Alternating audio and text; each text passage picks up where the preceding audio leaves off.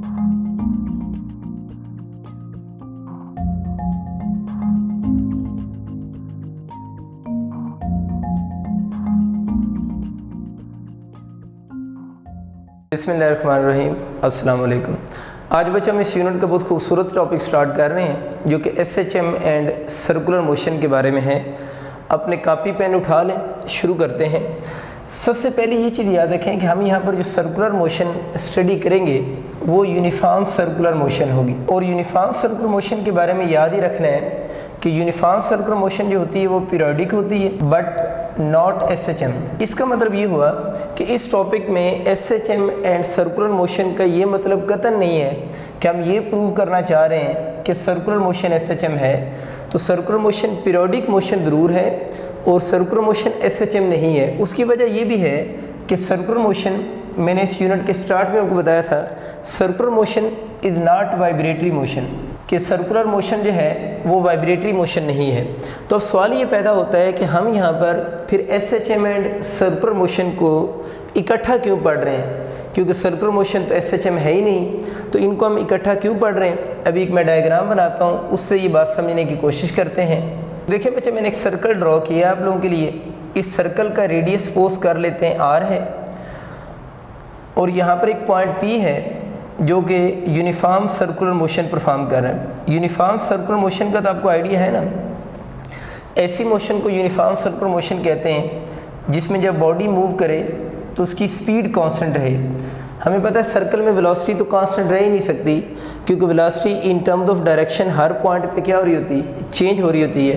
तो uniform circular motion mean ऐसा circle जिसमें स्पीड कांस्टेंट रहे। तो ये जो पॉइंट P है इसके बारे में हम कह चुके हैं कि ये कौन सी मोशन परफॉर्म कर रहा है, सर्कुलर मोशन परफॉर्म कर रहा है। अब वो कहते हैं कि अगर हम इस पॉइंट P का प्रोजेक्शन ड्रॉ करें, प्रोजेक्शन अब कह सकते हैं कि हम इस पॉइंट P पॉइंट से मैंने एक स्ट्रेट लाइन ड्रॉ की है और उसने इस OB को कट किया है पॉइंट N के ऊपर। तो मैंने पॉइंट P से एक स्ट्रेट लाइन ड्रॉ की है जिसने इस डायमीटर BD जो है ना, डायमीटर BD को कट किया है पॉइंट N के ऊपर। ये जो पॉइंट N है ना, इसको हम बोलते हैं प्रोजेक्शन ऑफ पॉइंट P। तो मैंने बच्चों लिखा है point N is called projection of point P। अब देखें जैसे जैसे पॉइंट P मूव करेगा इसका प्रोजेक्शन भी मूव करेगा। देखते हैं प्रोजेक्शन कैसे मूव करता है। सपोज करते हैं पॉइंट P इस जगह पर चला गया, पहले प्रोजेक्शन इसका इस जगह पर था। अब यहाँ से आप डायमीटर के ऊपर परपेंडिकुलर ड्रॉ करोगे ना, तो आपका पॉइंट N इस जगह पर आ गया। या थोड़ा पहले आ जाए, शुरू में आ जाए कि अगर पॉइंट P इस जगह पर होगा, अगर पॉइंट P बिल्कुल स्टार्ट में आ गया ना, अगर पॉइंट P इस जगह पर होगा तो यहाँ से इसका अगर हम प्रोजेक्शन ड्रॉ करें तो इसका प्रोजेक्शन इस जगह पर होगा ना। तो मैं ये बात कह सकता हूँ ना कि जब पॉइंट P जो है वो A से B तक मूव कर रहा है, जब पॉइंट P A से B तक मूव कर रहा है तो उस पॉइंट P का जो प्रोजेक्शन N है वो किधर मूव कर रहा है, O से B तक अपर डायरेक्शन मूव नहीं कर रहा। तो ये प्रोजेक्शन की मोशन की डायरेक्शन है कि प्रोजेक्शन इस केस में अपवर्ड डायरेक्शन मूव कर रहा है। अब हम वो केस देखते हैं जिसमें पॉइंट P मूव करके सेकंड क्वाड्रेंट में आ गया। मैं बस एक दो पॉइंट अब बनाऊंगा। सपोज करें पॉइंट P इस जगह पर आ गया, ये पॉइंट P है। प्रोजेक्शन कैसे ड्रॉ होगा, इसका परपेंडिकुलर। अब पॉइंट N इस जगह पर है, ठीक। पॉइंट P सपोज करें एंटी क्लॉकवाइज मूव करते हुए इस जगह पर आ गया, वो तो B से C तक आ रहा है ना। प्रोजेक्शन अगेन परपेंडिकुलर ड्रॉ करेंगे, प्रोजेक्शन इस जगह पर होगा। तो मैं कह सकता हूँ कि जब पॉइंट P जो है वो B से C तक मूव कर रहा है तो उस वक्त उसका जो प्रोजेक्शन है वो आपका क्या ख्याल है किधर मूव कर रहा है, वो तो इसी लाइन के अलॉन्ग, जिस लाइन के अलॉन्ग पहले अपवर्ड गया था उसी लाइन के अलॉन्ग किधर मूव कर रहा है, डाउनवर्ड डायरेक्शन में मूव कर रहा है। अब पॉइंट P ये सपोज करते हैं मूव करते करते आप लोगों का थर्ड क्वाड्रेंट में आ गया। अगर ये थर्ड क्वाड्रेंट में आ गया है तो यहाँ से आप इसका प्रोजेक्शन ड्रॉ करो। इस जगह पर पॉइंट N होगा, इस जगह पर पॉइंट P है। पॉइंट P को थोड़ा और आगे मूव करवाते हैं तो देखिए प्रोजेक्शन इस जगह पर हो जाएगा। ये पॉइंट P, ये प्रोजेक्शन N। तो क्या आप कहेंगे कि जब पॉइंट P C से D तक मूव कर रहा है, अगर पॉइंट P C से D तक मूव कर रहा है तो पॉइंट N के बारे में क्या ख्याल है। पॉइंट N तो इसी लाइन के अलॉन्ग किस डायरेक्शन में मूव कर रहा होगा, डाउनवर्ड डायरेक्शन मूव करेगा। एट द एंड अगर हम फोर्थ क्वाड्रेंट में चले जाते हैं तो अगर पॉइंट P इस जगह पर है, अगेन इसका प्रोजेक्शन, अगेन पॉइंट P को इस जगह ले लेते हैं और ये इसका क्या हो जाएगा प्रोजेक्शन।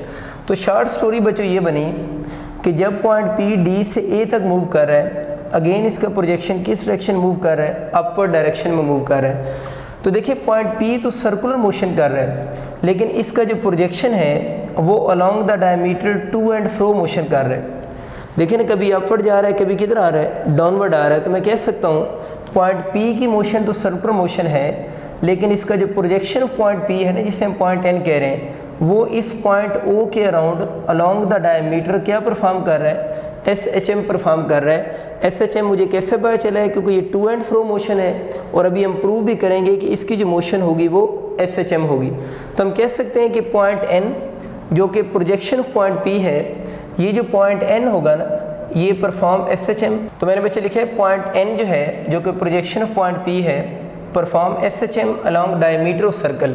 तो ये सर्कल के डायमीटर के along S H M perform कर रहा है। मैंने जो आपको एग्जांपल दी है, इसमें वो एस एच एम परफॉर्म कर रहा है अलॉन्ग वर्टिकल डायमीटर। ठीक है, आप लोगों ने यूँ भी तो हम कर सकते थे ना। इस सर्कल को मैं दोबारा बना रहा हूँ। देखिए ये सपोज करें इस वक्त पॉइंट पी है, इसका प्रोजेक्शन इस जगह पर होगा। अब मैंने हॉरिजॉन्टल डायमीटर के ऊपर प्रोजेक्शन ड्रॉ की है। जब पॉइंट पी इस जगह पर होगा, इसका प्रोजेक्शन इस जगह होगा, एंड सो ऑन। इसका मतलब है कि ये कौन मूव कर रहा है, point P along the circle move कर रहा है, इसका प्रोजेक्शन इस डायरेक्शन में मूव कर रहा है, ऐसे यानी इधर से इधर आया। पॉइंट पी इस जगह पर हुआ, इसका परपेंडिकुलर आप लोगों ने यूँ ड्रॉ किया। अब हम हॉरिजॉन्टल डायमीटर के ऊपर प्रोजेक्शन ड्रॉ कर रहे हैं। ये पॉइंट पी, फिर पॉइंट पी इस जगह पर आ गया, इसका प्रोजेक्शन इस जगह पर आ गया, तो प्रोजेक्शन इस डायरेक्शन मूव नहीं कर रहा। तो बिल्कुल वो मैंने पॉइंट पी को बनाना छोड़ दिया, मैं सिर्फ लाइन ड्रॉ कर रहा हूँ। कंसेप्ट तो वही है। इसी तरह अब अगर आपका पॉइंट पी इस जगह पर होगा, ज़रा रिवॉल्व करते हुए यहाँ पर आ जाएगा ना, तो यहाँ से प्रोजेक्शन इधर नहीं ड्रॉ होगा। ये प्रोजेक्शन जब पॉइंट पी इस जगह पर होगा, प्रोजेक्शन इस जगह पर होगा, तो इन शॉर्ट क्या बात बनी, पहले प्रोजेक्शन इधर था, अब इधर है, तो प्रोजेक्शन किधर जा रहा है, वापस। इसी तरह पॉइंट पी जब किस क्वाड्रेंट में चला जाएगा, फोर्थ में, तो यहाँ से प्रोजेक्शन ड्रॉ करें। जब पॉइंट पी इस जगह पर होगा, यहाँ से प्रोजेक्शन ड्रॉ करें।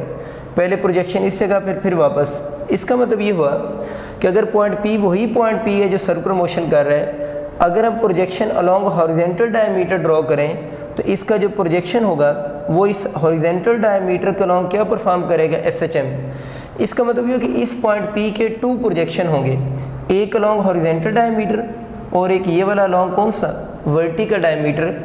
एक projection along horizontal diameter S H M perform करेगा, और दूसरा जो प्रोजेक्शन होगा वो अलोंग वर्टिकल डायमीटर क्या परफॉर्म करेगा, एस एच एम। तो ये बात हमें क्लियर होगी कि सर्कुलर मोशन खुद तो एस एच एम नहीं है, लेकिन उसका जो प्रोजेक्शन हमें नज़र आ रहा है वो अलोंग वर्टिकल डायमीटर भी टू एंड फ्रो मोशन कर रहा है, और अलोंग हॉरिजॉन्टल डायमीटर भी टू एंड फ्रो मोशन कर रहा है। तो मैं कह सकता हूँ कि यूनिफॉर्म सर्कुलर मोशन जो होती है वो पीरियोडिक होती है, but not S H M.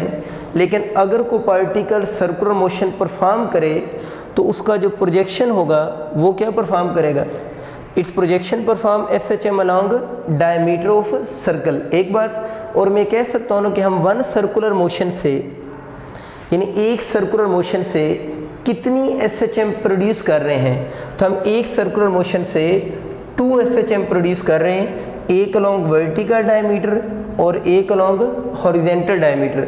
ये की पॉइंट है, इस पॉइंट को अपने पास लिख लें। तो मैंने बच्चों आपके लिए लिखा है कि one circular motion can produce how many S H AIIMS. एक सर्कुलर मोशन से कितनी एस एच एम प्रोड्यूस हो सकती हैं, तो हम कह सकते हैं कि वन सर्कुलर मोशन जो होगी वो 2 एस एच एम परफॉर्म करेगी, और वो 2 एस एच एम किधर होंगी, एक अलोंग वर्टिकल डायमीटर और एक अलोंग हॉरिजॉन्टल डायमीटर। तो ये बच्चों इंट्रोडक्शन था कि S H M and circular motion में आपस में क्या रिलेशनशिप है। बहुत काम की बात अभी पढ़ते हैं, फिर आगे मूव करेंगे। देखिए मैंने ये लिखा है कि ये यूनिफॉर्म सर्कुलर मोशन है। यूनिफॉर्म सर्कुलर मोशन अगर हो रही हो तो इस पॉइंट पी की मोशन तो सर्कुलर मोशन होगी, यानी एस एच एम नहीं होगी, लेकिन इसका जो प्रोजेक्शन होगा वो क्या परफॉर्म करेगा, एस एच एम। एक और बात सुने, अगर ये जो पॉइंट पी मूव कर रहा है ये यूनिफॉर्म स्पीड से मूव ना करे, अगर पॉइंट पी यूनिफॉर्म स्पीड से मूव ना करे, तो देन इसके जो प्रोजेक्शन होगा उसकी मोशन भी एस एच एम नहीं होगी। ये बहुत काम की बात है, इस बात को अपने पास लिख लें। तो मैंने बच्चों आपके लिए लाइन लिखी, if point P is moving with variable speed. अभी हम जो पढ़ रहे थे ना इसमें पॉइंट P जो कि सर्कुलर मोशन कर रहा था और उसकी स्पीड क्या थी, कांस्टेंट थी। अभी मैं कह रहा हूँ अगर आपका MCQ आता है, इफ पॉइंट P जो कि सर्कुलर मोशन कर रहा है is moving with variable speed, यानी नॉन यूनिफॉर्म सर्कुलर मोशन हो। वेरिएबल स्पीड का मतलब ये है कि नॉन यूनिफॉर्म सर्कुलर मोशन हो। तो अगर पॉइंट P मूव कर रहा है with variable speed, mean variable speed की जगह ये भी हो सकता है नॉन यूनिफॉर्म सर्कुलर मोशन हो, तो फिर क्या होगा, then its projection will not perform SHM, तो फिर उसका प्रोजेक्शन SHM परफॉर्म नहीं करेगा। तो सर्कुलर मोशन में जो पॉइंट P होता है उसका प्रोजेक्शन कब SHM परफॉर्म करेगा, जब वो पॉइंट P कौन सी मोशन करेगा, यूनिफॉर्म सर्कुलर मोशन करेगा, जिसका मतलब है कि उसमें उसकी स्पीड कांस्टेंट होगी। अगर वो नॉन यूनिफॉर्म सर्कुलर मोशन हो तो फिर उसका प्रोजेक्शन SHM परफॉर्म नहीं करता। अब कुछ बच्चे यहाँ से ये समझते हैं कि शायद जो SHM है, सिंपल हार्मोनिक मोशन है, उसमें स्पीड कांस्टेंट होती है। ऐसा बिल्कुल नहीं है, इस बात को भी हम आगे डिटेल से पढ़ेंगे। ड्यूरिंग SHM आप लोगों ने याद रखना है V is not constant. During simple harmonic motion जो है वो स्पीड कांस्टेंट नहीं होती। वो आप सारे फेमिलियर भी हैं कि इसकी स्पीड कभी मैक्सिमम होती है, कभी ज़ीरो होती है और कभी इन बिटवीन होती है। Mean point two point simple harmonic motion के दौरान स्पीड चेंज हो रही होती है। इस चीज़ पे तो आज मैं बहुत डिटेल से बात करूंगा, लेकिन अभी समराइज़ कर रहा हूँ बात को कि सिंपल हार्मोनिक मोशन में स्पीड कांस्टेंट नहीं होती। अगर कोई पॉइंट P सर्कुलर मोशन कर रहा हो और आप ये चाहते हैं उसका projection along horizontal and vertical diameter SHM perform करे, तो उस पॉइंट P की स्पीड को क्या होना चाहिए, कांस्टेंट होना चाहिए। अगर पॉइंट P की स्पीड कांस्टेंट नहीं होगी तो इसका जो प्रोजेक्शन होगा that will not perform SHM। मैंने बच्चे दोबारा वही सर्कल ड्रॉ किया है। ये पॉइंट P है जो सर्कुलर मोशन परफॉर्म कर रहा है और ये उसका प्रोजेक्शन है जो SHM परफॉर्म कर रहा है। और इस पॉइंट N का इस पॉइंट O से जो डिस्प्लेसमेंट है, जिसे हम इंस्टेंटेनियस डिस्प्लेसमेंट कहते हैं, वो ज़ाहिर है बार बार क्या हो रहा होगा, चेंज हो रहा होगा। जैसे जैसे पॉइंट P सर्कुलर मोशन करेगा, इस पॉइंट N ने अलोंग डायमीटर BD मूव करना है, जिससे इसके डिस्प्लेसमेंट की वैल्यू क्या हो रही होगी, चेंज हो रही होगी। और इसका ये जो डिस्प्लेसमेंट है इसको हम नाम देते हैं इंस्टेंटेनियस डिस्प्लेसमेंट। अगर हम इस इंस्टेंटेनियस डिस्प्लेसमेंट की इक्वेशन लिखें तो इसकी इक्वेशन बनती है x = x0 साइन थीटा, भी हम इसे लिख सकते हैं। थीटा को आपको सबको आइडिया, हम ओमेगा टी भी लिख सकते हैं। तो x = x0 sine of omega t भी हो जाएगी। ओमेगा को हम एक और फॉर्म में भी लिख सकते हैं, पहले यूनिट में हम पढ़ चुके हैं। ओमेगा को 2π/t भी लिखा जा सकता है ना, तो 2π/t हो जाएगा, इंटू स्मॉल टी आ जाएगा। और ओमेगा को हम 2πf भी लिख सकते हैं, 2πf इंटू स्मॉल टी। तो अब अगर आपसे पूछे ना कि अगर कोई बॉडी SHM परफॉर्म करे तो उसके डिस्प्लेसमेंट की कौन सी इक्वेशन करेक्ट है, तो ये उसकी इंस्टेंटेनियस डिस्प्लेसमेंट की सारी इक्वेशन करेक्ट है। ठीक होगी बात। अब ये जो फार्मूले हैं ये सारे जनरल फार्मूलाज हैं। जनरल फार्मूला का मतलब ये है क्या है कि जो भी बॉडी SHM परफॉर्म करेगा ये सब बॉडीज़ के ऊपर ये वाले फार्मूला अप्लाई हो सकते हैं। लेकिन हम लोगों ने दो मेन बॉडीज़ ऐसे हैं जिनकी मोशन को हम एज एन SHM स्टडी कर रहे हैं। वो एक सिंपल पेंडुलम है और एक आप लोगों ने मास स्प्रिंग सिस्टम पढ़ा हुआ है। आपको याद होगा सिंपल पेंडुलम जो होता है उसके ओमेगा की वैल्यू जो होगी वो √G/L होती है, और मास स्प्रिंग सिस्टम जो है उसकी ओमेगा की वैल्यू √K/m होती है। ये मैंने बोला ये तो जनरल फार्मूला लिखे मैंने of any particle which is performing SHM। लेकिन अगर हम इसी फार्मूले को सिंपल पेंडुलम के लिए लिखना चाहें तो आप लोगों ने इस फार्मूला में ओमेगा अगर सिंपल पेंडुलम का पुट कर देंगे तो ये डिस्प्लेसमेंट की इक्वेशन बन जाएगी सिंपल पेंडुलम की। तो उस इक्वेशन में ओमेगा को पुट करें, इक्वेशन क्या बनेगी, x = x0 sine of omega की जगह पर आप लोगों ने लिख देना है √G/L इंटू टी। तो ये जो इक्वेशन आप लोगों के पास लिखी हुई है ये इंस्टेंटेनियस डिस्प्लेसमेंट की इक्वेशन है, लेकिन ये स्पेसिफिकली किसके ऊपर अप्लाई होगी, सिंपल पेंडुलम के ऊपर अप्लाई होगी। इसी तरह अगर हम मास स्प्रिंग सिस्टम के इंस्टेंटेनियस डिस्प्लेसमेंट की इक्वेशन लिखें तो यहाँ इस ओमेगा की जगह पर √K/m हम पुट करेंगे। तो इसको लिख लेते हैं x = x0 sine of √K/m into t हो जाएगा। अब बच्चों देखते हैं इनके क्वेश्चन किस तरह के आएंगे ना। एक तो आपको ये समझ आ गया कि ये सिंपल पेंडुलम के डिस्प्लेसमेंट की इक्वेशन है। तो एक तो सीधा सीधा आपका MCQ ये आ सकता है कि आपसे डिस्प्लेसमेंट की इक्वेशन पूछ ले। ये यूँ हो सकता है कि सिंपल पेंडुलम का आपसे इंस्टेंटेनियस डिस्प्लेसमेंट पूछे, तो उस क्वेश्चन में एक तो आपको टी की वैल्यू पेंडुलम की लेंथ की वैल्यू और एम्पलीट्यूड गिवन होंगे। अगर ये तीनों चीज़ें आपको गिवन हो तो इस इक्वेशन में वैल्यूज पुट करके आप सिंपल पेंडुलम का किसी वक्त भी डिस्प्लेसमेंट कैलकुलेट कर सकते हैं। सेम क्वेश्चन, टी कौन सा टाइम है, एट एनी इंस्टेंट ना, जिस इंस्टेंट पर आप एक्स कैलकुलेट करना चाह रहे हैं ये वो टाइम टी है, ठीक है, टाइम पीरियड नहीं है, एट एनी इंस्टेंट है ये। Same case mass spring system का भी है, इसके भी इंस्टेंटेनियस डिस्प्लेसमेंट का आपसे फार्मूला पूछेगा। अगर उसकी एग्जैक्ट वैल्यू पूछे तो आपको उसका एक्स नॉट कहते हैं एम्पलीट्यूड को। एम्पलीट्यूड के, एम और टी की अगर वैल्यूज गिवन हो तो इस इक्वेशन में पुट करके हम उसके इंस्टेंटेनियस डिस्प्लेसमेंट की एग्जैक्ट वैल्यू को भी कैलकुलेट कर सकते हैं। तो ये बच्चों आपको आइडिया हो गया है कि हम ये जो फार्मूलाज जनरल थे उसको स्पेसिफिकली भी लिख सकते हैं सिंपल पेंडुलम के लिए और मास स्प्रिंग सिस्टम के लिए। और ये आपको आइडिया हो गया इसके किस तरह के एमसीक्यू आएंगे। मैं तो आपको ये रिकमेंड करूँगा कि इसके अंदर कुछ वैल्यूज पुट करके इसको सॉल्व करें। जाहिर है जब इसका डाटा आपको गिवन होगा और पेपर में अगर आपसे एक्स पूछेगा तो यहाँ पर जब हम इसको सॉल्व करेंगे, ये एंगल को शो कर रहा है ना, तो ज़रूरी है आपको ऐसा डाटा गिवन होगा जिसमें एंगल की वैल्यूज़ या तो किसकी इक्वल बन रही हो, 30 डिग्री बन रही हो या 45 डिग्री बन रही हो या 90 डिग्री बन रही हो या 60 डिग्री बन रही हो। यूजुअली इसी तरह के एंगल गिवन होंगे। या अगर आप फर्दर आगे चले जाएँ तो एंगल 180 गिवन होगा या 270 के करीब गिवन होगा। क्योंकि इसके अलावा अगर हमें एंगल गिवन होंगे तो उनकी वैल्यूज़ हमें टेबल से नाउन ही नहीं होती। तो यहाँ जो भी डाटा आपको देगा, सेम केस इसका भी है, यहाँ पर जो भी डाटा गिवन होगा वो ये वाले एंगल आपको पता होंगे, यानी इसको जब सॉल्व करेंगे तो इनमें से कोई एंगल बनेगा, क्योंकि इन सब एंगल की वैल्यूज़ हमारे लिए क्या हैं, नाउन वैल्यूज़ हैं। कुछ एक दो वैल्यूज़ आपके लिए नहीं होंगी, जिस तरह साइन 270 की अगर बात करें ना तो साइन 270 डिग्री पे -1 होता है। साइन 180 से आगे ये सारी वैल्यूज़ हमें ऑलरेडी पता है ना, क्योंकि साइन 180 पे किसकी इक्वल होता है, 0। बाकी वैल्यूज़ हम पहले पढ़ चुके हैं। 270 आपके लिए नई वैल्यू थी, वो मैंने बता दी है, किसकी इक्वल होगा, -1। तो ये आपको बात क्लियर होगी कि जब भी इन चीज़ों की वैल्यूज़ आप पुट करोगे, अगर क्वेश्चन आएगा तो इनमें से कोई एंगल बनेगा और इन एंगल का जब साइन लेंगे तो ये वैल्यूज़ ऑलरेडी पहले भी हम लोग लिख चुके हैं। ये बच्चों मैंने एक बहुत कॉमन एमसीक्यू लिखा है, इसकी ज़रा स्टेटमेंट देखें। लिखा हुआ है एट व्हाट एंगल, आपसे उसने एंगल क्वेश्चन पूछा हुआ theta for a particle performing SHM। एक पार्टिकल SHM परफॉर्म कर रहा है तो कहता है at what angle displacement of A particle performing SHM become half.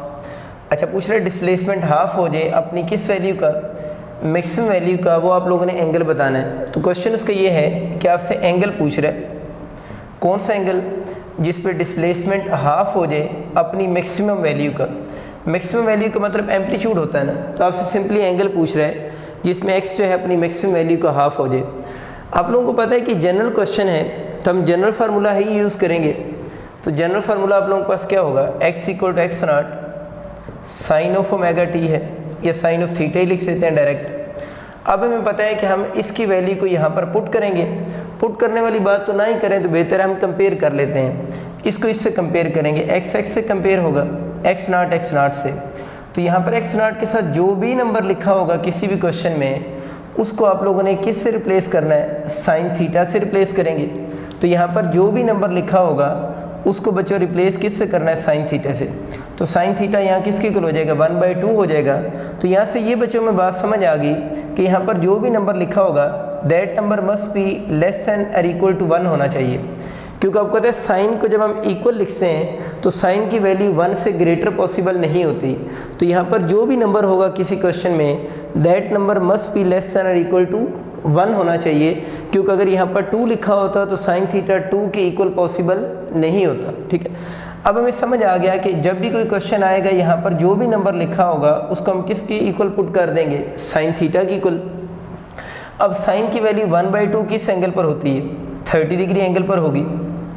और इस 30 डिग्री को अगर हम रेडियन में कन्वर्ट करें तो कितने रेडियन बनेगा, π/6 रेडियन होगा। तो ये बच्चे आप लोगों ने याद रखना है कि उसका क्वेश्चन ये था कि किस एंगल पर डिस्प्लेसमेंट हाफ हो जाएगा अपनी मैक्सिमम वैल्यू का। तो अगर एंगल रेडियन में देखेगा तो अल्फा ऑप्शन होगा, और डिग्री में अल्फा ऑप्शन होगा। रेडियन में तो इसमें लिखा ही नहीं हुआ, तो समटाइम डिग्री और रेडियन दोनों लिखे होते हैं। अगर डिग्री भी हो रेडियन में भी साथ मैच करे तो फिर आप लोगों का जो करेक्ट ऑप्शन होगा वो बोथ ए एंड बी बनेगा। तो ये आपको आइडिया हो गया कि जब भी कोई इस तरह की इक्वेशन हो, यहाँ पर कोई भी नंबर लेस देन और इक्वल टू 1 गिवन हो, तो हम वहाँ से एंगल कैलकुलेट कर सकते हैं जिस पे वो डिस्प्लेसमेंट एग्जिस्ट कर रहा होगा। अगर वो टेबल की वैल्यू आ जाती है तो हम एग्जैक्ट आंसर लिख लेंगे, अगर वो टेबल की वैल्यू नहीं है तो फिर आपका आंसर साइन इन्वर्स की फॉर्म में होगा। इस बात को थोड़ा और समझते हैं कि टेबल की वैल्यू ना होने का मतलब क्या है। सपोज करें अगर आपका क्वेश्चन यूँ आ जाता है, at what angle displacement become 1/4 time of its maximum value. तो अब आपको पता है यहाँ पर जो भी नंबर होगा उसको साइन से कंपेयर करना है। तो यहाँ से मुझे बताओ ना, साइन थीटा किसकी किलो जाना था, 1/4। अब साइन की वैल्यू 1/4 टेबल में नहीं है, तो इसके जब पेपर में बच्चों एमसीक्यू के ऑप्शन लिखे होंगे यूँ ही लिखा होगा theta equal to sine inverse 1/4, यानी सारे ऑप्शन साइन इनवर्स की फॉर्म में होंगे। तो इसी को आप लोगों ने करेक्ट अज्यूम करना है। एक तो एंगल के क्वेश्चन आ जाएंगे, वो अब आप इजीली कैलकुलेट कर सकते हैं। नेक्स्ट इसी क्वेश्चन में मैं थोड़ी सी चेंज करता हूँ, अगर एट व्हाट एंगल की बजाय एट व्हाट टाइम आ जाए, यानी अगर एट व्हाट एंगल की बजाय आपके क्वेश्चन में क्या चीज़ आ जाए, एट व्हाट टाइम आ जाए, तो फिर आप इसको कैसे सॉल्व करेंगे।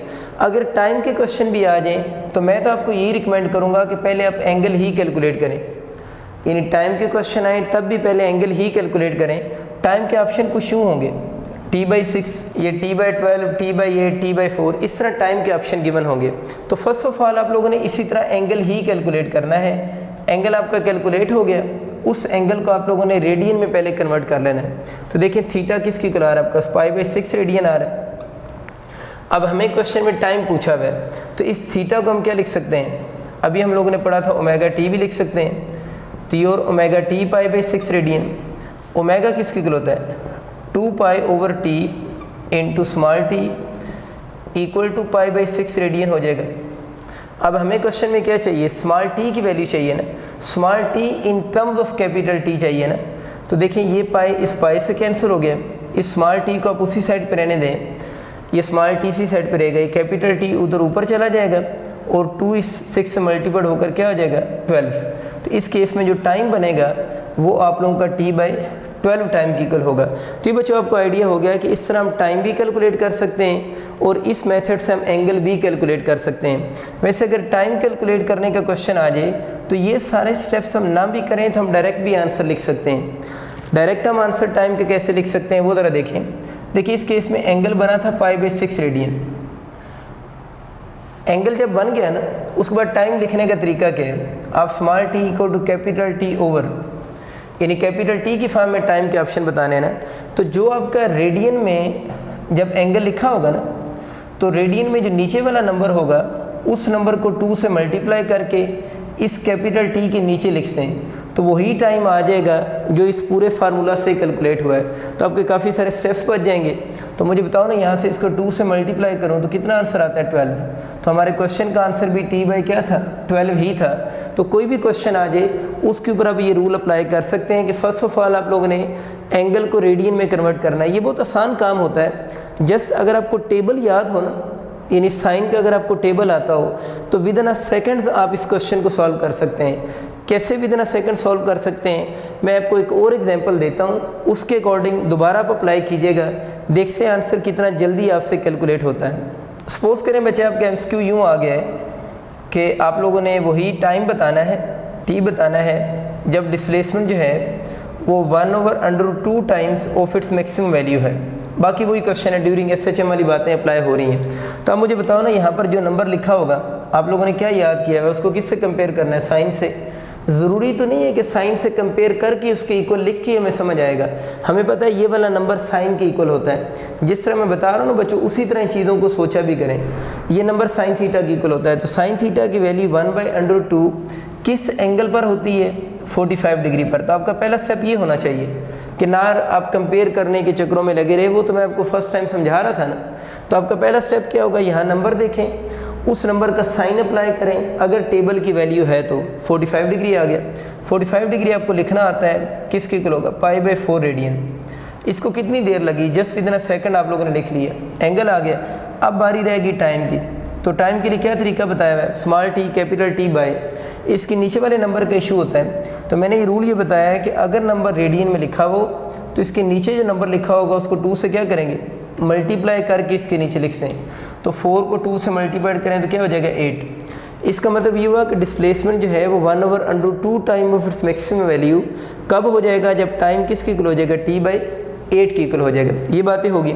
एक और छोटी सी चीज़ देख लें, मैं आपको बता रहा था कि यहाँ पर जो नंबर लिखा होगा that number must be less than equal to 1।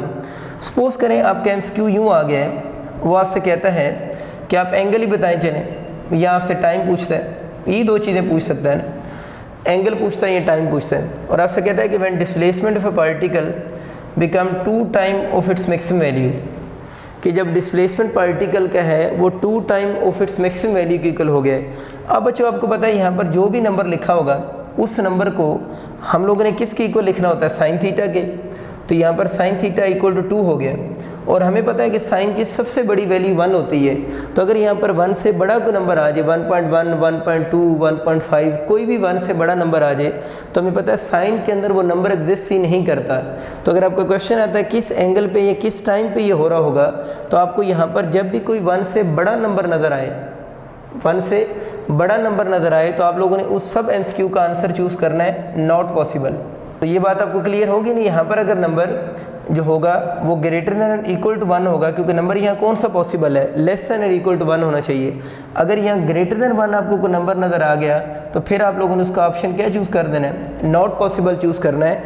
अगर लेस देन इक्वल टू 1 होगा, क्योंकि होना तो लेस देन इक्वल टू 1 चाहिए, तो फिर आप लोगों ने एग्जैक्ट आंसर उसका बता सकते हैं। अगर टेबल की वैल्यू तो एंगल बता सकते हैं, टेबल की वैल्यू ना हो तो उसको फिर आप लोग किस फॉर्म में बता सकते हैं, इन्वर्स की फॉर्म में बता सकते हैं।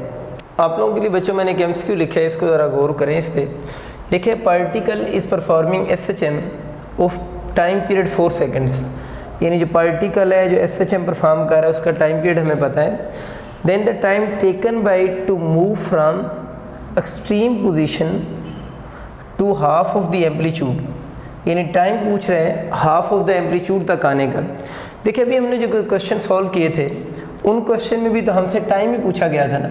आप टाइम बताएं जब displacement half of its amplitude हो जाए, और अभी हम लोगों ने ये वाला फार्मूला यूज़ किया था x = x0 sin थीटा, और यहाँ से हम लोगों ने टाइम कैलकुलेट भी किया था t/12। ये आपको याद होगा, हम लोगों ने टाइम कैलकुलेट किया था जब x = half of its amplitude हो जाए, और हमारा जो टाइम बना था वो t/12 बना था। ठीक है ना, एंगल यहाँ से हमें आइडिया हो रहा है ना कि साइन की वैल्यू 1/2 किस एंगल पर है, 30 π/6 रेडियन। उस 6 को 2 से मल्टीप्लाई करें तो t/12 था। लेकिन उस क्वेश्चन में आप लोगों ने जो टाइम बताया था ना हाफ ऑफ एम्पलीट्यूड का, उसमें आप लोगों ने जनरल फार्मूला ये है, आपको याद होगा मैंने शुरू में लिखा था ये जनरल फार्मूलाज हैं। जनरल फार्मूले का मतलब ये भी है कि वो जो आप लोगों ने टाइम बताया था वो फ्रॉम मीन पोजीशन से टाइम था। पेंडुलम से मैं समझा रहा हूँ, मास स्प्रिंग सिस्टम हो, पेंडुलम हो, कोई भी बॉडी हो, ये क्वेश्चन तो सब बॉडीज़ के लिए एप्लीकेबल है ना। तो वो आप लोगों ने मीन पोजीशन से हाफ ऑफ एम्पलीट्यूड का टाइम बताया था। तो ये जो आपका टाइम बना था, चलिए मैं इसको t1 कह देता हूँ, और ये t1 t/12 है। अब आपसे वो ये मीन पोजीशन से टाइम नहीं पूछ रहा, ये क्वेश्चन थोड़ा चेंज है, to move it from extreme position to half of the amplitude. अब वो आपसे ये वाला टाइम पूछ रहे हैं, extreme position to half of the amplitude. ये इन दोनों केस में डिस्प्लेसमेंट तो सेम है, डिस्प्लेसमेंट सेम है। अब देखना ये कि क्या टाइम भी सेम होंगे या नहीं होंगे। आपको फ़र्क समझ आ गया कि वो जो पहले टाइम था असल में ये वाले टाइम की अगर मैं प्रॉपर वर्डिंग लिखूँ तो यूँ बनेगी, then the time taken by to move from mean position to half of the amplitude, यानी ये वाला जो फार्मूला है फ्रॉम कहाँ से, mean position to half of the amplitude है। लेकिन इशू ये है क्योंकि ये जनरल फार्मूला है, अगर वो mean position to half of amplitude या 1/3 ऑफ एम्पलीट्यूड या 1/4 ऑफ एम्पलीट्यूड ना भी बोले तो अंडरस्टूड सी बात होती है कि फ्रॉम मीन पोजीशन डिस्प्लेसमेंट लेना है, यानी मोशन को स्टार्ट करना है फ्रॉम मीन पोजीशन। लेकिन ये स्पेशल केस है जब वो वर्ड क्या मेंशन कर दे, एक्सट्रीम पोजीशन मेंशन कर दे।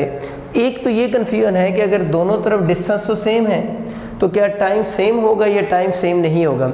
इसको बड़ी आसानी से हम समझ सकते हैं। देखिए हमें ये तो पता है ना, S = VT होता है, ये दोनों डिस्प्लेसमेंट, ये भी x0/2 ये भी x0/2, तो यहाँ पर S तो कांस्टेंट है, यानी डिस्टेंस सेम हो गया। अगर S कांस्टेंट हो गया तो V का और T का आपस में कौन सा हो जाएगा, इन्वर्स रिलेशन हो जाएगा।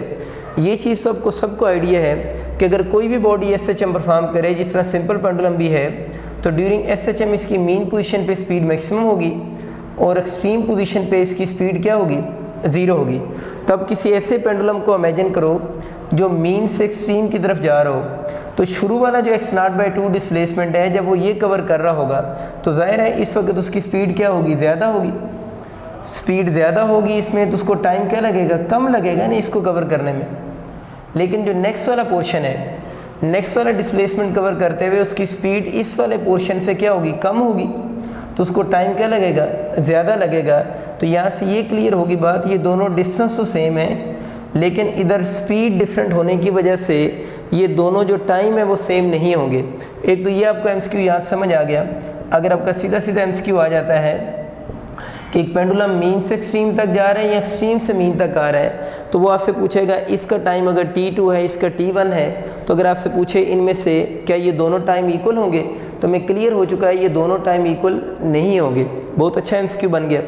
दूसरा, अगर आपसे पूछता है कि इन दोनों टाइम में से कौन सा टाइम ग्रेटर है, तो मुझे ये बताओ जिस केस में स्पीड कम होगी, जिस केस में, क्योंकि डिस्टेंस तो दोनों सेम कवर करने हैं, जिस केस में स्पीड कम होगी उस केस में उसको टाइम ज़्यादा लगेगा।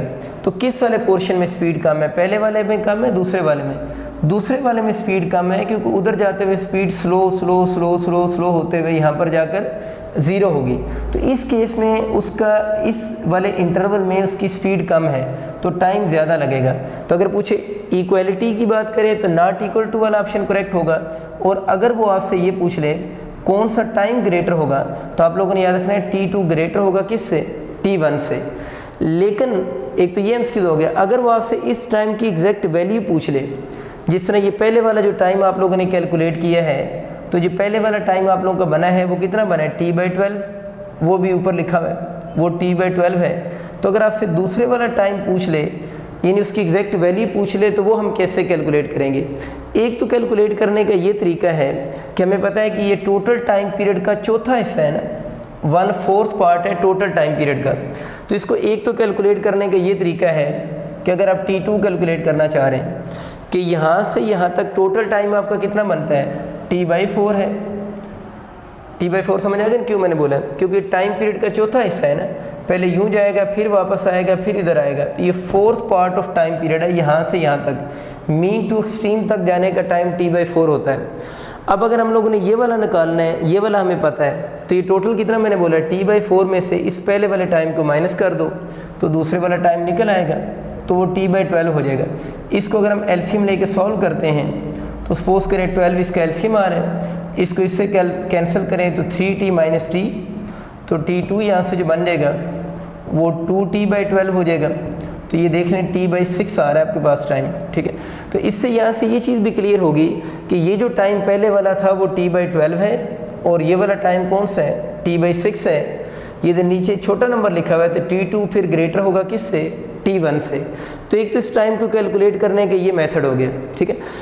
तो अब अगर हम इसी क्वेश्चन को सॉल्व करते हैं, वो कहते हैं particle is performing SHM of period 4 seconds, तो उसका time taken by to move from extreme position to half of amplitude. तो वो कह रहे हैं एक्सट्रीम से शुरू करके हाफ ऑफ एम्पलीट्यूड तक आए, extreme to half of amplitude. तो इस सवाल में मुझे बताओ T/12 यूज़ होगा या T/6? T/6 यूज़ होगा क्योंकि उसने एक्सट्रीम से कहाँ पर आया, हाफ ऑफ एम्पलीट्यूड तक आया है। तो इसमें ज़रा वैल्यूज पुट करो ना, T2 equal to time period उसका कितना गिवन है, 4 आपको गिवन है बाई 6, इसको कैंसिल बचे करेंगे तो 2/3 सेकंड ऑप्शन होगा। तो इसमें गिवन होगा 2/3 सेकंड्स, तो इस MCQ का ऑप्शन बीटा होगा। ये तो इसको कैलकुलेट करने का एक तरीका है, लेकिन ज़रा खुद सोचो कि अगर पेपर में ये वाला MCQ आ जाए, सपोज करें, तो मैंने जिस मेथड से इसको सॉल्व किया है, मैंने तो इस मेथड से इसको सॉल्व किया है ना, तो इस मेथड से अगर आप आंसर कैलकुलेट करना चाहते हो तो आपको अच्छी खासी ज़्यादा ख्वारी करनी पड़ेगी। ख्वारी क्या है कि पहले आपको T1 निकालना पड़ेगा, उसके बाद आप T1 में से T1 की जो वैल्यू आएगी ना, जो कि आपका T/12 आई है, उसको इस टोटल टाइम t/4 में से क्या करेंगे, माइनस करेंगे, फिर जाकर आंसर आएगा। तो इंटरेस्ट में एमसीक्यू में हमारे पास इतना टाइम तो होता नहीं है कि हम इतनी ज़्यादा कैलकुलेशन करते रहें। तो हम कुछ ऐसा करते हैं कि जब ये मीन पोजीशन से शुरू करता है तो इसका फार्मूला ये वाला होता है ना, और इस फार्मूले से एंगल या टाइम बनाना हम लोगों ने सेकंड में सीख लिया हुआ है। तो हम कुछ ऐसा करते हैं कि एक्सट्रीम से मीन तक का भी फार्मूला लिख लेते हैं कि अगर बॉडी अपनी मोशन को कहाँ से स्टार्ट करे, एक्सट्रीम पोजीशन से स्टार्ट करे, तो फिर उसके डिस्प्लेसमेंट की इक्वेशन क्या होगी। तो मैं उस इक्वेशन को बच्चे इधर ऊपर लिख देता हूँ, for extreme position. For extreme position का मतलब ये है if body start it's motion from extreme position, तो फिर उसके डिस्प्लेसमेंट की equation x = x0 cos theta होगी। ठीक है, ये कब होगी, जब वो अपनी मोशन कहाँ से शुरू करेगा, फ्रॉम मीन पोजीशन, MP लिख देता हूँ। मीन पोजीशन से ये वाली होगी, अगर एक्सट्रीम पोजीशन से शुरू कर रहा है ये वाली होगी। अब इस इक्वेशन को आप खुद डिफरेंट फॉर्म में लिख लेना, theta = ωt, omega 2π/t 2πf, जिस तरह उस साइन को लिखा था सारे फॉर्म्स आप अपने नोट्स में इसको लिख लें। हम अपने सवाल की तरफ आते हैं। हमारा क्वेश्चन ये था x = x0/2 हो जाए। ये क्यों यूज़ किया है वो आपको समझ आ गया है, क्योंकि एक्सट्रीम पोजीशन का वर्ड यूज़ हो रहा था। अब तो बहुत आसान है ना कि यहाँ पर जो भी नंबर लिखा होगा पहले उसको साइन से कंपेयर करते थे। अगर बॉडी मोशन एक्सट्रीम से शुरू करे तो उसको किससे कंपेयर करेंगे, कॉस से कंपेयर करेंगे। अब कॉस से कंपेयर करेंगे तो यहाँ पर क्या हो रहा है, x से कंपेयर, x0 से, तो कॉस किससे कंपेयर होगा, 1/2 से। बहुत आसान बात। तो कॉस की वैल्यू 1/2 जो होती है वो आप सबको याद होगा कितने डिग्री एंगल पर होगी। तो कॉस की वैल्यू 1/2 किस एंगल पर है, 60 डिग्री पर। 60 डिग्री को हम क्या लिख सकते हैं, π/3 रेडियन। ये एंगल कॉस और साइन के फंक्शन कोशिश करें फिंगर टिप्स पे याद करें, आप बस नंबर देख के एंगल लिख दिया करें। अब टाइम बनाने का रूल तो मैंने आपको डायरेक्ट समझाया हुआ है कि इसके नीचे जो नंबर लिखा हुआ है उसको 2 से मल्टीप्लाई करना है और कैपिटल T के नीचे लिख देना है, तो कितना टाइम हो जाएगा, t/6 सेकंड्स। देखिए इतनी ज़्यादा एफर्ट्स के बाद भी आपका टाइम t/6 सेकंड आया था, तो इसमें डायरेक्ट आप आंसर भी t/6 सेकंड्स निकाल सकते हैं। तो शॉर्ट स्टोरी बच्चों क्या बनी कि ये वाला फार्मूला जनरल फार्मूला है। अगर बॉडी कहाँ से मोशन स्टार्ट कर रहा है या ना गिवन हो तो हम यही यूज़ करेंगे। अगर वो कहता है मीन पोजीशन से स्टार्ट कर रहा है तब भी यही यूज़ करेंगे। लेकिन अगर वो ये कह देता है body start it's motion from extreme position, तो उस केस के अंदर आप साइन यूज़ नहीं करेंगे। उस केस में ज़रूरी है आप लोग क्या यूज़ करो, कॉज यूज़ करो।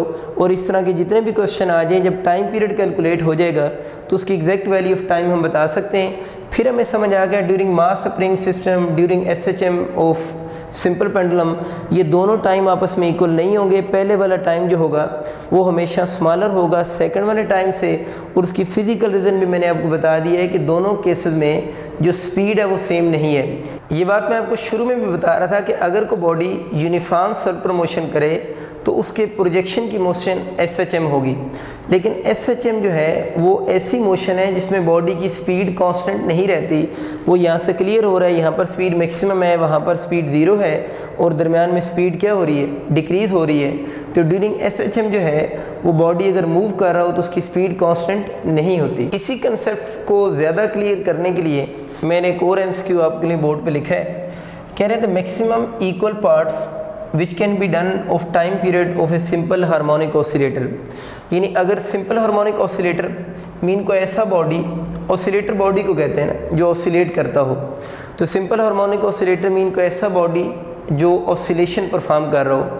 हम सपोज करें पेंडुलम से समय लेते हैं, तो कहते हैं कि इसके मैक्सिमम इक्वल पार्ट्स कितने होंगे इसके टाइम के, यानी इसका जो टाइम पीरियड T है ना, इसको मैक्सिमम नंबर ऑफ इक्वल कितने पार्ट्स में डिवाइड किया जा सकता है। तो जब ज़्यादातर ये MCQ आता है तो स्टूडेंट ऑप्शन में सबसे बड़ा ऑप्शन देखते हैं, उनको लगता है सबसे बड़ा ऑप्शन 8 है, तो वो यही समझते हैं कि इसको हम 8 इक्वल पार्ट्स में डिवाइड कर सकते हैं। उनके माइंड में ये आता है कि देखें ये इक्वल पार्ट्स में डिवाइड करना है, क्योंकि यहाँ से यहाँ तक ये 0 है, ये x0 है, तो दरमियान में कितना हो जाएगा, x0/2 हो गया ना। तो कहते हैं अगर हम इसको यहाँ से कट करें तो 1 पार्ट 2 3 4 5 6 7 8, अगर यहाँ से मोशन शुरू करें तो इसके 8 इक्वल पार्ट्स बन जाएंगे। ठीक है, इस बात आपको समझ आ रही नहीं। यहाँ से अगर वो दरमियान से कट करें, क्योंकि ये एम्पलीट्यूड x0/2, ये भी x0/2, सारे x0/2 हो गए ना, तो नंबर ऑफ इक्वल पार्ट्स कितने बने, 1 2 3 4 5 6 7 8। तो वो इसका ऑप्शन 8 चूज़ करते हैं, लेकिन इसका ऑप्शन 8 है नहीं, इसका ऑप्शन 8 रॉन्ग है। यानी ऑप्शन 8 हम इसका चूज़ नहीं कर सकते। क्यों नहीं चूज़ कर सकते? दोबारा क्वेश्चन को देखो, लिखा है maximum number of equal parts. Equal parts आप लोगों ने बताने हैं टाइम पीरियड के, यानी टाइम पीरियड के इक्वल पार्ट्स कब होंगे। देखिए ये बात तो ठीक है कि ये सारे डिस्प्लेसमेंट तो इक्वल हैं, अब देखना ये कि क्या इनके अंदर टाइम भी इक्वल है या नहीं है। तो अभी मैंने आपको क्या प्रूव करके दिया है, यहाँ से यहाँ तक टाइम जो बना था वो t/12 था, डिस्प्लेसमेंट x0/2 था, अगला डिस्प्लेसमेंट भी x0/2 था, लेकिन टाइम t/6 था। तो क्या इन्हीं दो को सिर्फ फोकस कर लो, क्या ये दोनों जो हैं वो equal parts of time period हैं? ये दोनों equal parts of time period तो बिल्कुल नहीं है। इसका मतलब ये हुआ कि इसका ऑप्शन 8 करेक्ट नहीं हो सकता। ये डिस्प्लेसमेंट तो इक्वल हैं सारे, लेकिन इनके दौरान जो टाइम कवर हो रहा है वो टाइम इक्वल नहीं है। यहाँ से यहाँ तक अभी प्रूव किया है टाइम t/12 है और अगला टाइम t/6 है। तो अब दोबारा क्वेश्चन की तरफ आते हैं, वो कहते हैं maximum equal parts which can be done of time period. तो हम ये तो कर सकते हैं ना कि मीन से एक्सट्रीम तक जाने का जो टोटल टाइम होता है वो t/4, फिर वापस आने का टाइम भी कितना हुआ t/4, यहाँ से यहाँ तक टोटल टाइम t/4 ही लगता है, वापसी पे भी टाइम t/4 है, फिर इधर चले जाएं टाइम t/4 और फिर उस पोजीशन पे वापस आ जाएं तो t/4 हो गया। इन चारों को अगर हम ऐड करेंगे तो ये टोटल टाइम किसकी इक्वल आ जाएंगे? t की इक्वल आ जाएंगे। तो अगर आपसे MCQ पूछे ना कि the maximum equal parts of time period, तो वो आप लोगों के कितने पार्ट्स होंगे? 4 पार्ट्स होंगे। 8 इक्वल पार्ट्स नहीं बन सकते, उसकी वजह मैंने आपके सामने 8 पार्ट बनाकर दिखाया तो है ना कि इन दोनों पार्ट्स का टाइम जो है वो सेम नहीं है। तो maximum number of equal parts of time जो होंगे वो कितने होंगे? 4 ही आप लोगों के पास बनेंगे। एक तो ये चीज़ आप लोगों ने याद रखनी है। एक दो और बातें हम करते हैं। अभी मैंने आपको बताया कि ये मैंने मेन पोजीशन बनाई है, ये पॉजिटिव एक्सट्रीम पोजीशन है और इसको आप नेगेटिव एक्सट्रीम पोजीशन समझ लें। ये कोई भी बॉडी है जो SHM परफॉर्म कर रहा है, स्प्रिंग है, मास स्प्रिंग सिस्टम है। अभी हम लोगों ने बात की थी कि जब यहाँ पर बॉडी अपनी मेन पोजीशन पे है तो जब वो पॉजिटिव एक्सट्रीम की तरफ जाता है तो उसके डिस्प्लेसमेंट की इक्वेशन हम क्या लिखते हैं? x = x0 sin theta. ये हम कब लिखते हैं? जब वो पॉजिटिव एक्सट्रीम की तरफ जा रहा हो। और अभी हम लोगों ने देखा है कि अगर वो बॉडी अपनी मोशन एक्सट्रीम पोजीशन से शुरू करे, अगर वो बॉडी जो SHM परफॉर्म कर रहा है जिसे हम सिंपल हार्मोनिक ऑसिलेटर भी कहते हैं, अगर वो अपनी मोशन एक्सट्रीम पोजीशन से शुरू करे, तभी हम लोगों ने इसका फॉर्मूला क्या पढ़ा है? x = x0 cos of omega t आप लोगों ने पढ़ा है। अभी ये डिस्कशन हो रही थी ना, अगर वो एक्सट्रीम से शुरू करेगा तो उसका formula x = x0 cos of omega t लिख लें। चले थीटा ही लिख सकता हूँ, ठीक है ना, वो आपको पता है, हम उसको जो मर्जी चाहे लिख सकते हैं। इधर आ जाए, अगर वो बॉडी SHM परफॉर्म कर रहा है और वो मेन पोजीशन से नेगेटिव एक्सट्रीम पोजीशन की तरफ जा रहा है, ये फार्मूला कब होता है? ये जनरल फार्मूला है, हमेशा यही यूज़ होता है, लेकिन इसकी अपनी कंडीशन अभी हम देख रहे हैं जब वो पार्टिकल पॉजिटिव एक्सट्रीम पोजीशन की तरफ जाए। लेकिन अगर पार्टिकल मीन पोजीशन पे हो और पार्टिकल की मोशन नेगेटिव एक्सट्रीम पोजीशन की तरफ हो, तो उस केस में अगर आपसे इसके डिस्प्लेसमेंट की इक्वेशन की बात करेगा तो डिस्प्लेसमेंट की इक्वेशन बनेगी x = -x0 sin of theta हो जाएगा। तो याद रखना है कि अगर पॉजिटिव एक्सट्रीम पोजीशन की तरफ MCQ आता है फिर ये है। अगर MCQ में लिखा हो पार्टिकल अपनी मोशन स्टार्ट कर रहा है and moves toward the negative extreme position, तो फिर आप लोगों के ऑप्शन में माइनस साइन आएगा।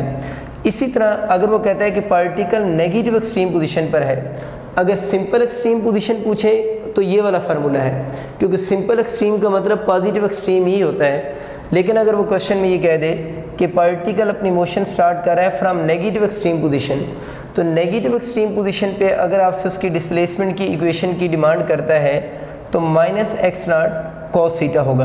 तो ये बच्चों आप लोगों ने अब MCQ की स्टेटमेंट ध्यान से पढ़ लेनी है। सिर्फ पूछे सिंपल हार्मोनिक ऑसिलेटर की इक्वेशन क्या है, तो इनमें से कौन सी इक्वेशन ठीक होगी।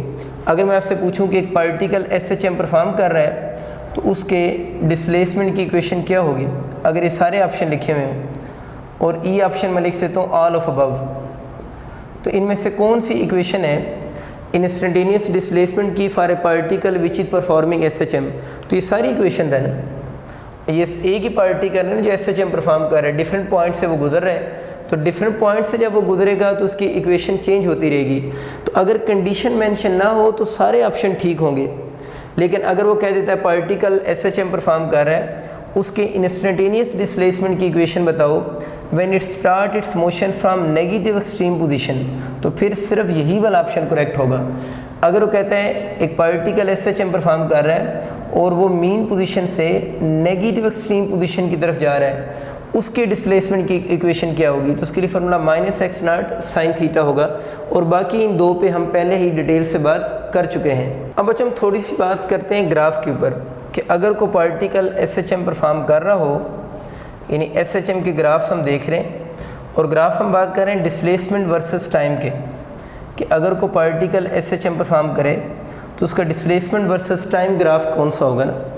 डिस्प्लेसमेंट वर्सेस टाइम ग्राफ की बात कर लें या डिस्प्लेसमेंट वर्सेस एंगल थीटा भी बात कर लें तो बात एक ही है। डिस्प्लेसमेंट वर्सेस टाइम या डिस्प्लेसमेंट वर्सेस थीटा की बात करें तो चीज़ एक ही है। टाइम के साथ ज़्यादा ग्राफ आते हैं तो मैंने डिफरेंट ग्राफ XT ग्राफ बना दिए हैं। टी की जगह पर अगर हम थीटा भी लिख सें तो ग्राफ की शेप को कोई फ़र्क नहीं पड़ेगा। तो आप लोगों ने याद रखना है डिस्प्लेसमेंट वर्सेस टाइम ग्राफ अगर आप लोगों से शेप पूछेगा तो आप लोगों ने शेप में वर्ड याद रखना है साइनोसाइडल। कुछ बच्चे ये समझते हैं कि साइनोसाइडल का मतलब होता है साइन का ग्राफ। साइनोसाइडल का मतलब साइन का ग्राफ नहीं होता। साइनोसाइडल इंग्लिश लिटरेचर का वर्ड है जिसके मीनिंग होते हैं वेव फॉर्म के। तो किसी भी चीज़ का ग्राफ अगर इस तरह वेव जैसा है ना तो उसकी ग्राफ की शेप को हम क्या बोलते हैं, साइनोसाइडल ही कहते हैं। तो आप लोगों ने याद रखना है डिस्प्लेसमेंट वर्सेस टाइम ग्राफ की अगर आपसे शेप पूछे ड्यूरिंग SHM तो साइनोसाइडल ही होगा, यानी सब का ऑप्शन आप लोगों ने साइनोसाइडल ही चूज़ करना है। लेकिन मसला ये है कि हम लोगों ने जब डिस्प्लेसमेंट की इक्वेशन लिखी है वो तो डिफरेंट इक्वेशन है, कुछ में कॉज आता है, कुछ में साइन आता है, कुछ में माइनस साइन आता है और कुछ में माइनस कॉज आता है। तो अगर क्वेश्चन में वही मेंशन कर दे कि बॉडी कहाँ से अपनी मोशन स्टार्ट कर रहा है, अगर बॉडी कहाँ से अपनी मोशन स्टार्ट कर रहा है तो उस दौरान ग्राफ का जो स्टार्टिंग पॉइंट जो होगा वो क्या हो जाएगा, चेंज हो जाएगा। ओवरऑल शेप तो साइनोसाइडल ही रहेगी। हम सपोज करते हैं कि अगर इस इक्वेशन का मैं ग्राफ बनाऊँ ना x = x0 sin of omega t का, ये अब मैं बार बार नहीं लिख रहा, आपको पता चल चुका है कि ये कौन सी है, मीन पोजीशन से इक्वेशन है और इसकी कंडीशन क्या है, जब मीन पोजीशन से पॉजिटिव एक्सट्रीम की तरफ जाए। तो आप लोग दो बातें वैसे याद रख लेना कि जब भी कभी साइन थीटा का ग्राफ आप लोगों ने प्लॉट करना हो आपको ये साइन थीटा की शेप याद होनी चाहिए, बाकी बातें आप सारी छोड़ें। और जब भी कभी कॉस थीटा का ग्राफ प्लॉट करना हो तो आपको ये याद होनी चाहिए किसकी शेप है, कॉस थीटा की। अगर आपको ये चीज़ें पता हैं कि साइन थीटा के ग्राफ की ये शेप होती, भूल भी जाए तो यूँ सोच लो ये डिस्प्लेसमेंट के एक्सिस है, ये थीटा या टाइम के एक्सिस है ना, तो थीटा 0 यहाँ पुट करो ना, थीटा 0 पे साइन 0 होता है तो ग्राफ ओरिजिन से शुरू होगा। इधर भी डिस्प्लेसमेंट वर्सेस टाइम या थीटा ग्राफ है ना, तो थीटा 0 पुट करो ना, तो थीटा 0 पे कॉस 0 पे कितना होता है 1, तो इसका ग्राफ टॉप से शुरू होगा। यही फ़र्क भी है कि इसका ग्राफ 0 से शुरू होता है, इसका ग्राफ टॉप से शुरू होता है, जिस फंक्शन में साइन आता हो और जिस फंक्शन में कॉस आता हो। तो ये आप याद कर लें बस, ये साइन थीटा का ग्राफ है, ये कॉस थीटा का ग्राफ है। बाकी जो भी ग्राफ आ जाएंगे साइनोसाइडल, अगर ये दो ग्राफ सही तरह पता हो तो इन्हीं की शेप को देखकर हम बाकी सारे ग्राफ्स भी बना सकते हैं। आए बनाते हैं, देखिए साइन थीटा लिखा हो या साइन ओमेगा टी हो, बात तो एक ही है ना, इसको थीटा भी आप लोग लिख सकते हैं। अब इसमें सिंपल साइन थीटा लिखा हुआ है, ठीक है, ये साइन ओमेगा टी अब कर लें, पॉजिटिव है। तो जब पॉजिटिव है तो उसका ग्राफ हम लोगों ने याद किया, अब यहाँ से ग्राफ शुरू करेंगे, ये इसके ग्राफ की शेप होगी, बात ख़त्म। कि ये कौन सा ग्राफ है, डिस्प्लेसमेंट वर्सेस टाइम ग्राफ है for any particle which is performing SHM। और अगर ज़्यादा डेप्थ में जाए, अगर कंडीशन लगी हुई हो तो इसकी कंडीशन क्या है कि जब वो मीन पोजीशन से स्टार्ट करे और मूव करे टवर्ड्स पॉजिटिव एक्सट्रीम पोजीशन। दूसरे बच्चे इस ग्राफ के ऊपर आ जाए, x = x0 cos थीटा या cos ऑफ ओमेगा t। इस केस में हमें पता है ये वाला ग्राफ, ये वाली इक्वेशन कब है, जब बॉडी अपनी मोशन स्टार्ट करे कहाँ से, पॉजिटिव एक्सट्रीम पोजीशन से। तो इसमें कॉस पॉजिटिव आ रहा है और कॉस पॉजिटिव का ग्राफ तो यही होता है। तो इस ग्राफ को आप लोगों ने यहाँ पीक से शुरू कर लेना है, तो पीक से शुरू करके आगे आप लोगों ने वही साइनोसाइडल वेव फॉर्म। तो कितना आसान है अगर कॉज वगैरह पता हो। अब स्पेशल केस है कि अगर बॉडी मीन पोजीशन से स्टार्ट करे लेकिन मूव करे टवर्ड्स नेगेटिव एक्सट्रीम पोजीशन, अगर वो नेगेटिव एक्सट्रीम पोजीशन की तरफ मूव करता है तो उसका formula x = -x0 sin theta होगा। अगर देखें ना वो नेगेटिव एक्सट्रीम पोजीशन की तरफ जा रहा है। तो अब बच्चों बात ये सोचने वाली है कि ग्राफ साइन थीटा का तो हम लोगों ने याद किया हुआ है, ये ऊपर ग्राफ साइन थीटा का है, लेकिन इसमें मसला ये आ रहा है कि यहाँ पर नेगेटिव साइन भी आ रहा है। तो इस नेगेटिव साइन का क्या करेंगे? देखिए ये साइन थीटा का ग्राफ है ना, अगर इसको माइनस से मल्टीप्लाई कर दूं तो इसका क्रस्ट जो होगा वो ट्रफ बन जाएगा और ट्रफ जो होगा वो क्रस्ट हो जाएगा। मीन ये पूरा ग्राफ रिवर्स हो जाएगा, किसका? साइन थीटा का। क्यों ग्राफ रिवर्स हो रहा है? Due to negative sign. तो बस इसी ग्राफ को अब चेंज करके ये उल्टा करके बना दें तो यूँ ग्राफ इसका बनेगा।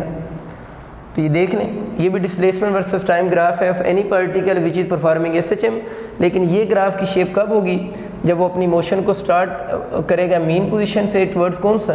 नेगेटिव एक्सट्रीम पोजीशन जाएगा। अच्छा, अब आते हैं इस ग्राफ की तरफ। अब कौन सी पोजीशन बच गई है? अब आपकी पोजीशन जो बच गई है वो कौन सी? नेगेटिव एक्सट्रीम पोजीशन बच गई है। और नेगेटिव एक्सट्रीम पोजीशन पे अभी हम लोगों ने इक्वेशन जो देखी है -x0 cos of omega t है, ये cos थीटा है। तो हम लोगों ने ये जो ग्राफ बनाया ये cos थीटा का बनाया हुआ है। लेकिन अभी हमें नेगेटिव एक्सट्रीम पोजीशन से अगर शुरू करना है तो ग्राफ हमें -cos थीटा का बनाना है। अगर -cos थीटा का बनाना है तो इसी ग्राफ को -1 से मल्टीप्लाई करो। माइनस से मल्टीप्लाई करोगे तो ये उसका पॉजिटिव नेगेटिव बन जाएगा और नेगेटिव सारे पॉजिटिव बन जाएंगे। तो ये पॉजिटिव से शुरू हो रहा है तो वो ग्राफ बच्चों कहाँ से शुरू होगा? नेगेटिव साइड से, उसी तरह ऊपर जाएगा एंड सो ऑन।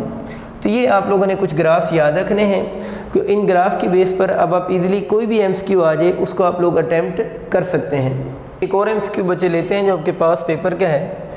इस एमसीक्यू को रीड करने से पहले आप लोग एक छोटा सा और काम करें।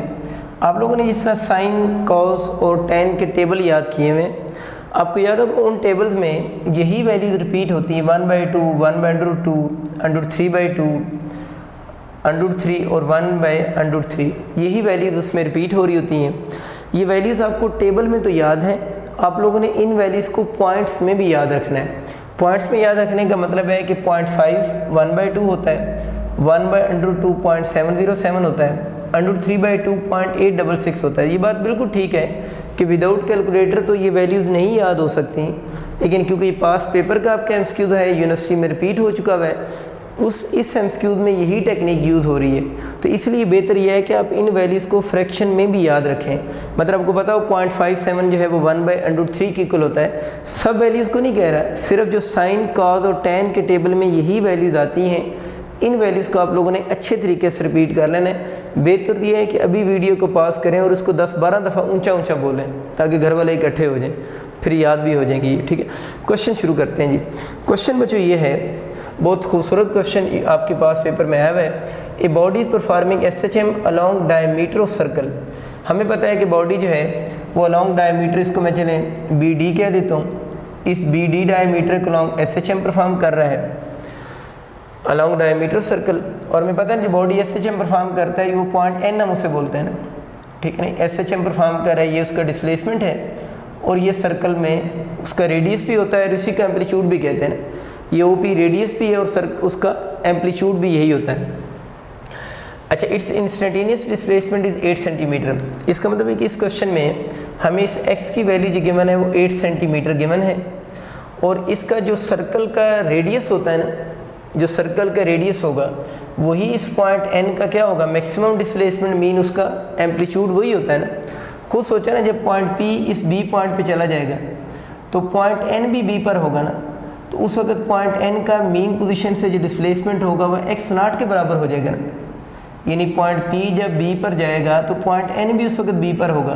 तो पॉइंट N की ये मीन पोजीशन है तो उसका जो मैक्सिमम डिस्प्लेसमेंट होगा वो उसके रेडियस के बराबर ही होगा ना। तो ये मैं कह रहा हूँ, जो रेडियस होता है पार्टिकल का, जो सर्कुलर मोशन करे, जो प्रोजेक्शन होता है उसका वही क्या होगा? एम्पलीट्यूड भी होगा। ये बात मैं कह रहा था। And radius of circle is 10 centimetre, यानी इसका इंस्टेंटेनियस डिस्प्लेसमेंट गिवन है, सर्कल का रेडियस गिवन है। सर्कल के रेडियस हमें पता है, जो प्रोजेक्शन होगा, जो particle along diameter SHM perform कर रहा है उसका वो एम्पलीट्यूड की तरह ट्रीट होगा, तो 10 सेंटीमीटर है। Find angle with the horizontal. तो इस पॉइंट P जो है ना, जो पॉइंट P सर्कुलर मोशन कर रहा है, इसका एंगल विद द हॉरिजॉन्टल पूछ रहा है, किसका एंगल विद द हॉरिजॉन्टल बताएं। तो एंगल हॉरिजॉन्टल बताना है किसका? पॉइंट P का, जो कि कौन सी मोशन कर रहा है? सर्कुलर मोशन परफॉर्म कर रहा है। तो इसका एंगल विद द हॉरिजॉन्टल हम यहाँ से कैलकुलेट कर सकते हैं। देखिए फार्मूला हमारे पास ये होगा ना, x = x0 sin थीटा। बहुत सिंपल सा क्वेश्चन। अब x की वैल्यू देखिए कितनी, 8 centimetre, equal to x not कितना है 10 सेंटीमीटर इंटू साइन थीटा हो गया। अब यहाँ से अगर हम साइन थीटा कैलकुलेट करें तो your sine theta is equal to 8/10 हो जाएगा। तो साइन थीटा को हम लिख सकते हैं 0.8 और थीटा अगर हम यहाँ से निकालें तो साइन इनवर्स ऑफ 0.8 हो जाएगा। अब इशू बच्चों ये है कि हमें यहाँ से 0.8 की वैल्यू तो याद नहीं है, इन सारी वैल्यूज़ में से हम जो 0.8 के क्लोजेस्ट वैल्यू लेंगे वो यही वैल्यू 0.8 के क्लोज बनती है।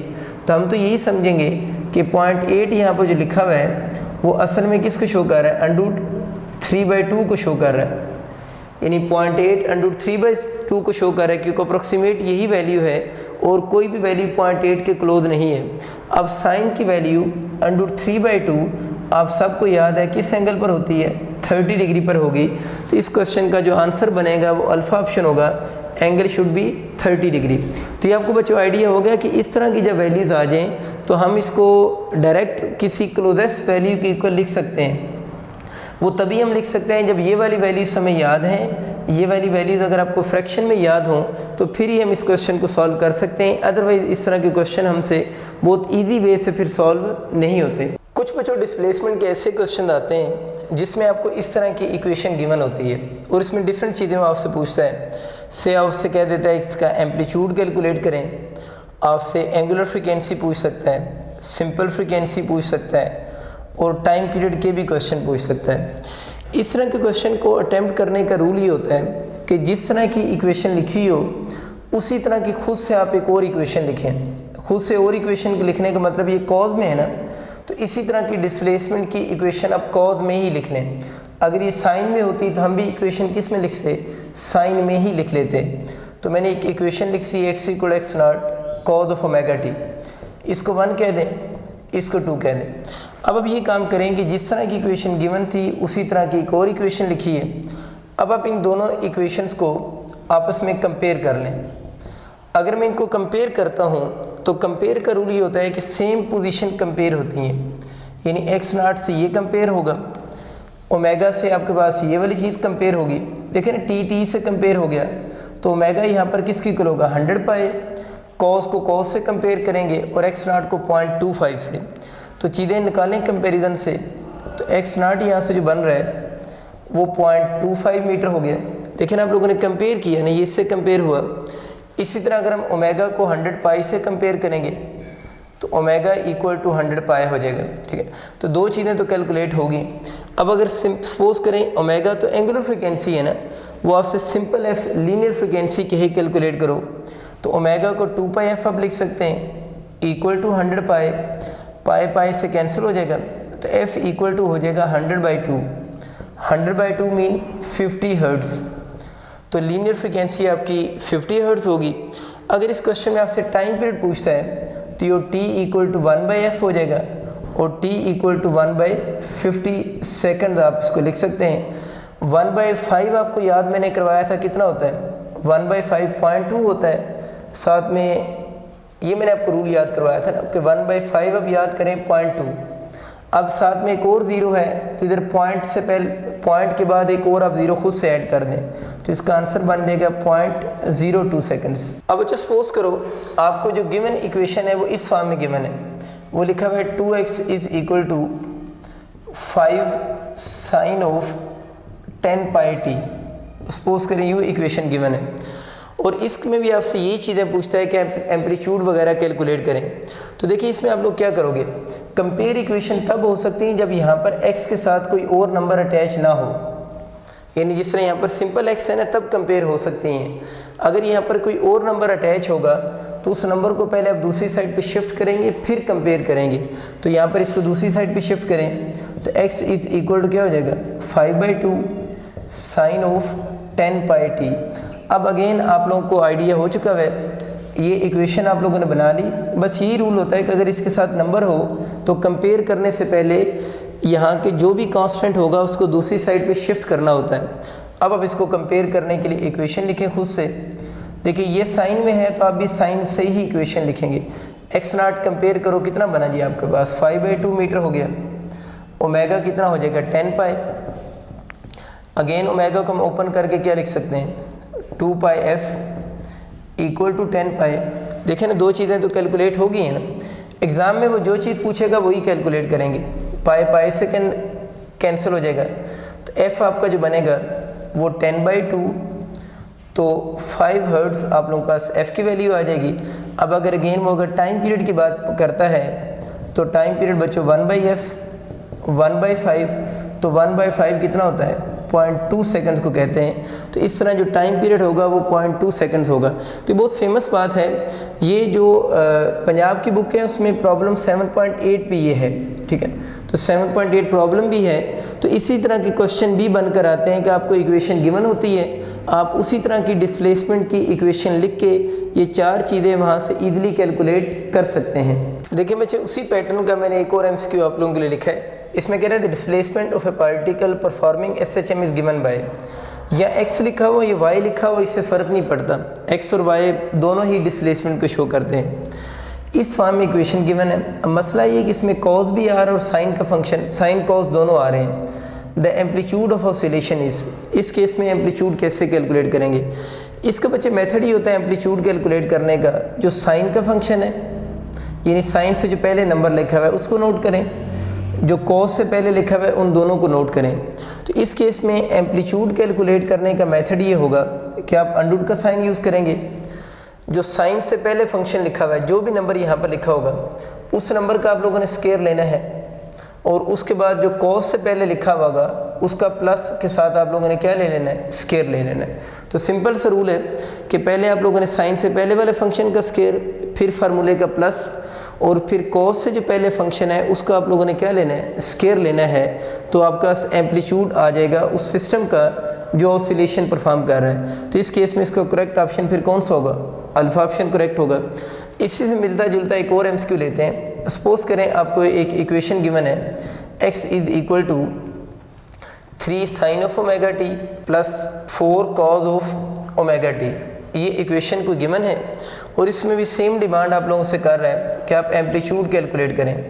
तो मैंने क्या रूल बताया, एम्पलीट्यूड कैलकुलेट करने के लिए अंडर का साइन, ये कब अंडर का साइन यूज़ करना है, जब साइन और कॉस दोनों गिवन हो। अदरवाइज एम्पलीट्यूड कैसे कैलकुलेट करते हैं, जब सिंगल फंक्शन हो।